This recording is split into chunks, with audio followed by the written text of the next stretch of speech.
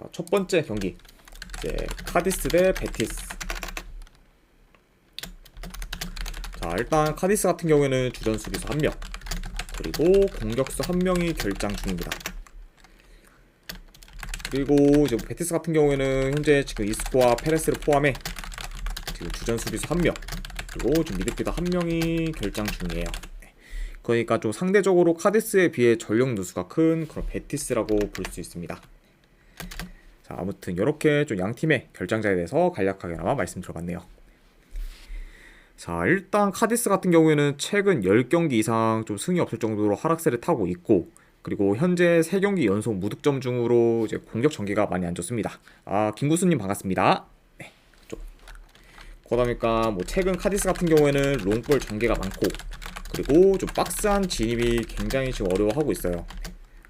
그러다 보니까 확실히 좀 그런 게 득점력에서도 많이 나타나고 있죠. 김구수님 별풍선 250개 감사합니다. 아이고, 구수님 별풍선 250개 후원 진심으로 감사드립니다. 또 이제 믿고 일주일 후원 해주셔가지고 명절 잘 보내세요. 물결표. 네, 구수님도 명절 잘 보내시길 바랍니다. 네. 일단은 제가 오늘 오후 경기와 해외 축구 조합이랑 추천표 보내드리도록 하고, 제가 방송 끝난 다음에 이제 기간이랑 사항 한 번 더 말씀드리도록 할게요. 아이고, 아무튼 다시 한번 250개 후원 감사드립니다. 네, 금구수님. 네. 자, 네, 일단 지금 보내드렸으니까 촉지 한번 확인해 보시면 될 것 같아요.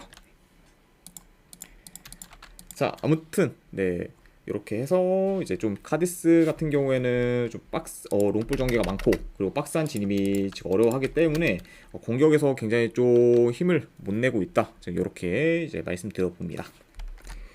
자, 아무튼 네, 이렇게 말씀드렸고, 자, 경기 양상 봤을 때 일단 뭐 지금 다소 경기 자체는 좀 느린 템포로 진행될 가능성이 있어 보여요. 그리고 현재 뭐 카디스도 카디스지만 지금 베티스 또한 원정에서 공격 전개가 별로 좋지 못합니다. 그러다 보니까 이번 경기는 좀 두 팀 다 공격에서 답답하게 약간 좀 흘러갈 가능성이 있어 보여요.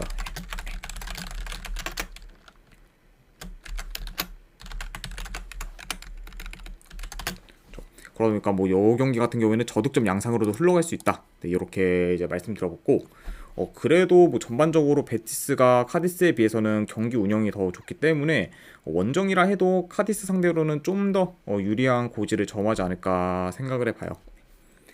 자, 아무튼 네, 이렇게 좀 경기 양상까지 간략하게나마 말씀드려봤습니다.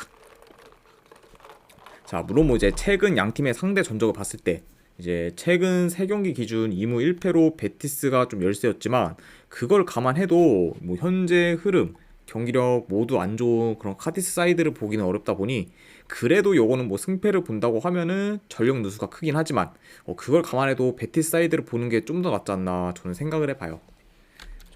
그러니까 저는 요거는 네, 분석 결과로 봤을 때 승패를 본다고 하면은 베티스 사이드 보는 경기, 그리고 이거는 고배당으로 네, 햄무 도전 경기.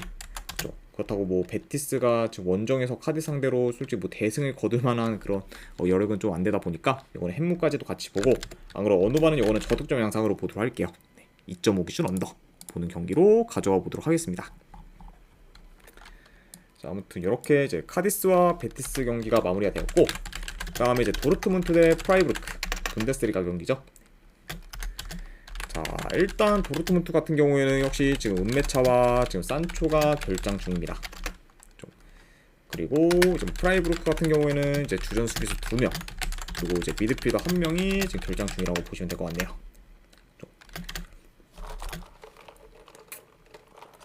아무튼 이렇게 좀 양 팀의 결장자에 대해서 간략하게나마 이제 말씀드려봤고, 우선 이제 도르트문트 같은 경우에는 후반기 시작부터 이제 3연승을 거두면서 좋은 흐름을 이어갔지만, 직전 경기 하이덴하임 상대로 원정에서 아쉽게 이제 0대0 무승부를 거뒀어요. 네, 물론 뭐 이제 그 경기에서 도르트문트가 점유율도 많이 앞서고, 그리고 득점기에도 많이 가져가면서 이제 몰아붙이긴 했지만 골 결정력의 부재로 인해 좀 무득점으로 마무리를 했죠. 그러니까 좀 이번 경기에서 어느 정도 좀 환기가 필요한 그런 도르트문트라 볼 수가 있고, 그리고 이제 원정팀 프라이부르크 같은 경우에는 최근 브레멘과 슈투트가르트 상대로 연달아 이제 3실점을 하며 패배, 현재 흐름이 좋지 못합니다. 그리고 뭐 이제 프라이부르크 같은 경우에는 최근 좀 전반 이른 시간에 좀 실점이 많아요. 그러니까 흐름을 좀 내주는 경우가 지금 많은 프라이부르크라고 볼 수 있습니다. 그러니까 뭐 프라이부르크 입장에서는 이제 초반에 좀 수비 집중력이 많이 중요해 보인다. 이렇게까지도 말씀드려봅니다. 자, 네, 아무튼 이렇게 이제 양 팀의 최근 상황에 대해서 말씀드려봤고, 자, 네, 이 경기도 이제 경기 양상을 봤을 때 일단 뭐 도르트문트가 점유율을 더 높게 가져갈 것으로 봐요. 그리고 양 팀 다 기본적으로 좀 측면에서의 전개가 좀 능하기 때문에 어느 정도 좀 측면 위주로 공격을 전개할 가능성이 있어 보입니다. 그러다 보니까 좀 측면에서의 싸움이 약간 좀 치열할 수 있는 경기다. 이렇게까지도 말씀드려보네요. 네. 자, 그래도 뭐 이 두 팀 중에서 좀 더 경기를 좀 주도할 팀은 좀 도르트문트지 않을까 싶어요. 네. 왜냐면 지금 프라이부르크에 비해서 공수 밸런스도 더 좋다 보니까 좀 안정감 있는 모습을 보이면서 경기를 좀 유리하게 좀 풀어갈 것으로 봅니다. 자, 뭐 게다가 이제 상대 전적을 봤을 때도 최근 4경기 기준 전부 도르트문트가 이제 이겼고, 그리고 프라이부르크를 만나기만 하면은 득점력 또한 많이 폭발했기 때문에 이번 경기도 좀 도르트문트가 좋은 결과를 만들 수 있지 않을까 생각을 해봅니다. 그래서 요거는 저는 분석 결과를 봤을 때 승패를 본다고 하면은 도르트문트 승 보는 경기, 그리고 요거는 3.5 기준으로 배당 대비했을 때 한번 오바 도전해보는 경기, 네, 이렇게 가져와 보도록 할게요. 소지사랑님 반갑습니다. 그래서 요거는 도르트문트 승 그리고 3.5 기준 오바 이렇게 접근해 보도록 할게요. 그 다음에 이제 살레르니타나 대 이제 엠폴리 경기. 자, 우선 이제 최근 라인업과 비교했을 때 양 팀 다 주전 수비수 2명이 결장 중입니다. 어느 정도 좀 수비에서의 전력 누수가 있는 그런 양 팀이라 볼 수가 있고, 우선 이제 홈팀 살레르 같은 경우에는 직전 경기 이제 토리노 상대로 원정에서 무승부를 거두면서 이제 기대 이상의 결과를 만들었지만 여전히 좀 승이 없는 상황으로 흐름이 좋지는 못합니다. 네. 그리고 뭐 이제 살레르 같은 경우에는 최근 6경기 연속 지금 승이 없을 만큼 근데 좀 경기력에 비해 좀 결과가 많이 아쉽다. 이렇게도 이제 말씀드려보네요. 자, 반면에 뭐 이제 엠폴리 같은 경우에는 최근 지금 뭐 3경기 기준으로 봤을 때 이제 1승 2무로 패가 없는 상황이고, 그리고 유벤투스 상대로도 원정에서 무승부를 거두면서 굉장히 좀 저력 있는 모습을 보였습니다. 그러니까 좀 최근 좀 양팀의 분위기가 다소 상반된 상황이다. 네, 이렇게까지도 말씀드렸보네요. 자, 일단 뭐 전반적으로 좀 양팀 다 좀 수비에서 불안감이 있고, 그리고 특히 좀 침투에 취약하기 때문에 이번 경기 역시 어느 정도 좀 침투에서 취약한 모습을 보일 수도 있습니다. 게다가 이제 이 두 팀 같은 경우에는 뭐 공격 전개나 이런 게 좋다고 보긴 어렵지만 그래도 침투 시도가 좀 많은 팀에 속해요. 그러다 보니까 이번 경기 역시 이 두 팀은 좀 침투 위주로 풀어갈 수도 있지 않을까 생각을 해봅니다. 자, 그래도 뭐 최근 수비를 봤을 때는 아무래도 살레르니타나보다는 엠폴리가 더 안정적이기 때문에 좀 더 안정적으로 플레이할 팀은 엠폴리지 않을까 생각해봐요. 그래서 뭐 이 경기 역시 뭐 현재 흐름, 경기력도 엠폴리가 좀 더 좋고, 그리고 상대 전적을 봤을 때도 최근 5경기 기준 3승 2무로 엠폴리가 많이 이제 우세했기 때문에 이런 약간 상성적인 면까지 고려를 하면은 그래도 요건 엠폴리 사이드를 보는 게 좀 더 낫지 않나 생각을 해봅니다. 그래서 저는 요거는 분석 결과를 봤을 때 그래도 승패를 본다고 하면은 엠폴리 사이드 볼게요. 엠폴리 프랜스 보는 경기. 그 대신에 뭐 고배당으로는 요거는 무승부 도전. 그쵸? 그렇다고 뭐 원정 엠폴리의 좀 역배승을 보기는 좀 많이 좀 꺼림직하기 때문에 고배당으로는 무승부 도전이 좀 더 합리적이지 않나 싶어서 요거는 무승부까지도 같이 보도록 할게요.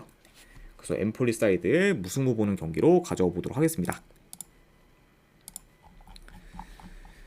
자, 아무튼 이렇게 이제 살레르와 엠폴리 경기가 마무리가 되었고, 그 다음에 이제 마르세유 대 메스. 자, 일단 이제 마르세유 같은 경우에는 주전 수비수 1명, 그리고 이제 미드필더 1명이 결장 중입니다. 그리고 이제 메스 같은 경우에는 주전 공격수 1명이 결장 중이에요. 아무튼 이렇게 좀 양 팀의 결장자에 대해서 간략하게나마 말씀드려봤습니다. 자, 우선 이제 마르세유 같은 경우에는 최근에 국대 차출로 인한 결장자가 이제 굉장히 많았기 때문에 이제 온전한 라인업을 좀 구축하지 못했고, 그러다 보니까 현재 4경기 연속 지금 승이 없는 상황입니다. 확실히 좀 라인업이랑 이런 전력 누수가 좀 컸던 그런 마르세유다 보니까 좀 최근 흐름이 좋지는 못했지만, 그래도 이제는 좀 국대 차출된 선수들이 거의 다 돌아왔고, 그리고 어느 정도 휴식도 취했다 보니까 정상적인 컨디션으로 좀 선수들이 나설 것으로 봐요. 그러니까 확실히 지금 좀 상황은 많이 나아진 그런 마르세유라고 볼 수 있습니다. 자, 그리고 이제 원정팀 메스 같은 경우에는 지금 리그 기준으로 봤을 때 7연패 중으로 극심한 하락세를 타고 있어요. 그리고 최근 좀 무득점 경기가 많을 정도로 공격에서 좀 힘을 못 쓰고 있습니다. 그러니까 지금 뭐 경기력이 지금 많이 안 좋은 그런 메스고, 그리고 흐름 또한 지금 매우 좋지 못하다, 이렇게까지 이제 볼 수 있을 것 같네요. 자, 네, 요 경기도 이제 뭐 경기 양상 봤을 때 마르세유가 좀 주도권을 가지며 메스 진영에서 볼을 소유하는 시간이 길 것으로 봐요.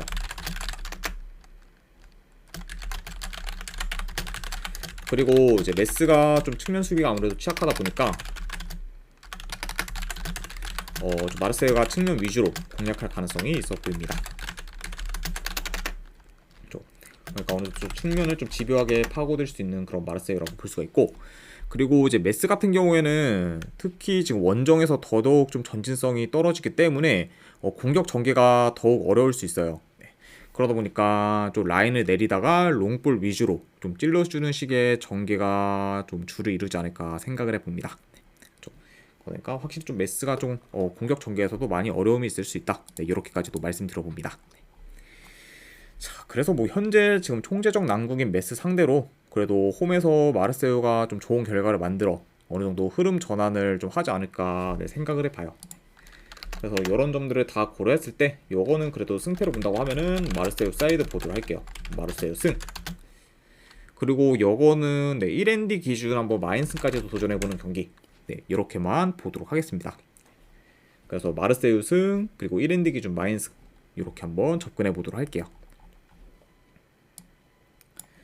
자, 아무튼 이렇게 이제 마르세유와 이제 메스 경기까지 마무리가 되었고, 그 다음에 이제 발베이크 대 네이메어.